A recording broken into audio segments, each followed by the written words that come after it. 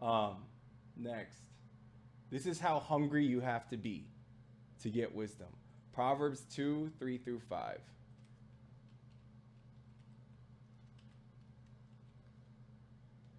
Indeed, if you call out for insight and cry aloud for understanding, if you look for it as for silver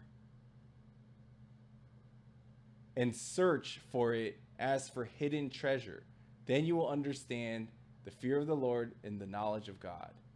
So you have to search for it like hidden treasure and look for it like silver and cry aloud for understanding. It's not something that wisdom's just going to come to your lap. You actually have to go hunt it down or do something like this. Make groups of people, and because this is actually like a tutorship program if you think about it. We're going back and forth, bouncing off ideas from each other. It's not just like watching a video on YouTube or something. This is more interactive, like us talking, bouncing ideas back and forth.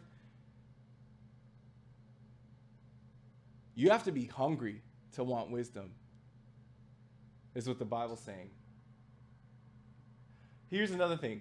I study a lot, bro. I read a lot of books and everything. And if you guys just know how many notes I have of hundreds of books that I have, I'm telling you, you guys will be overwhelmed. But I study a lot, and I study so much that I even have categories now of, do I have to write notes for this or not? So I'll listen to like a podcast or something, and then if I think, oh, this is wisdom heavy, then I'll watch it again and take notes. But the first time go around, I'm watching to see, do I even got to take notes or not? Or do I need to just pull this one or two nuggets out of this video? And just like how I don't want to waste anyone's time, any of y'all's time. That's why I come to every podcast with notes for you guys of all the best shit that I synthesized to not waste your time. But it's also, that's how important wisdom is to me. Matter of fact, nothing actually gets by me. Like if it's something I'm like, oh, this is gold or this is wisdom, then I actually type it on my phone. If I don't have a notepad or my computer with me, I type it on my phone. And then when I go home, I have notes and lists of all the wisdom that I heard in the past month. I have notes. And then I categorize that by year. And then I have flashcards that I remind myself every day, bro. No joke. That's I how think that's hungry I something am. that's not talked about enough is like the cultivation. Like, how do you like? You could reading it once. Well, I think I think we a couple quotes back. It was about the repetition, and like if you look at Bible scholars, you look at let's use the Bible as an example. You look at Bible scholars. You look at the faithful of that religion. It's not. I'm going to do one cursory run through. It's not like a James Patterson novel. You're not going to do one run through and call it a day. You know, you're going to go back. You're going to read it every so often, every couple of years. You know, read Ephesians, Thessalonians, all that stuff. And then as you continue those repetitions of reading, at that point you begin to glean more and more and more and more from that. And I think, like for me, I think we talked about that. I found something. If I found a fire paragraph in a book that I'm reading, I'm going to take a picture of it. You know, I'm going to take a picture of that paragraph, and every so often, when I got nothing else going on, I'm going to go back and read that paragraph. Then maybe I'll find something new. Maybe I'll find something. Maybe I'll look at it from maybe I'll look at it from a different perspective. I usually don't. Usually, it honestly reinforces itself over time. But I think that's one thing. If someone's really Hold on, were searching, you breaking in and out? I could barely what's hear up? you. What were you saying? You hear me You were now? breaking in and out.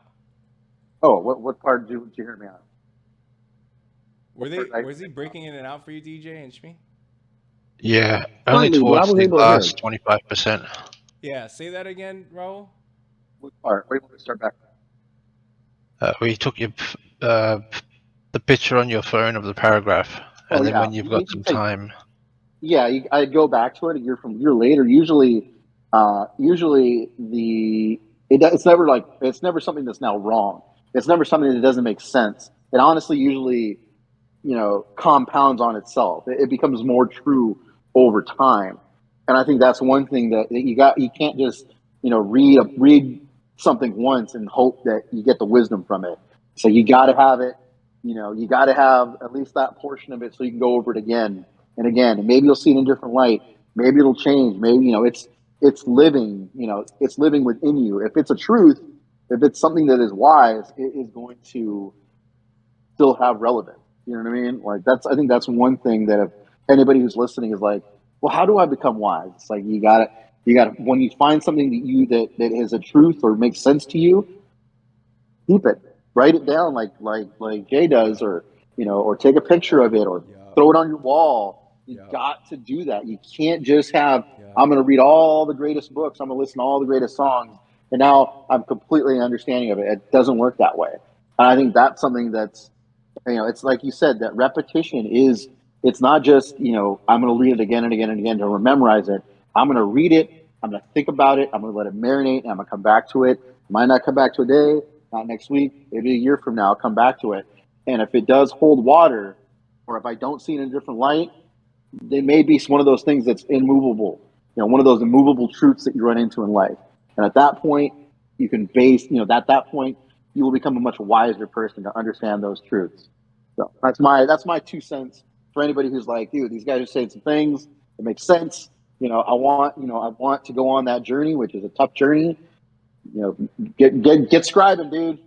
Take pictures, write it out, put it on your wall, tattoo it on you, whatever you got to do. Because that's gonna be the long term benefit of it. That's my 2 cents. Hold on. I don't want to butcher it, but we don't have much time. But this is what I heard. There's like this military statistic out there that what they've learned is you actually lose 75% of what you've learned in the past 24 hours. Have you heard that statistic? You I've never heard That's that not actually, statistic surprising. before, but it makes yeah, sense. I mean, you actually forget 75% of what you've learned in the past 24 hours. And I think it's even bigger than 75%. That's why I don't want to butcher it. But it's a lot. What's next?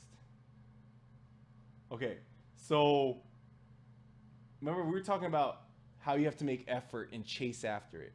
A good example is the Queen of Sheba. So a lot of people don't know this context, but in 1 Kings 10, it says, when the Queen of Sheba heard about the fame of Solomon and his relationship to the Lord, she came to test Solomon with hard questions.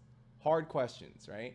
Arriving at Jerusalem with a great caravan with camels carrying spices. So a lot of people don't know the math behind this because they don't really like do the research or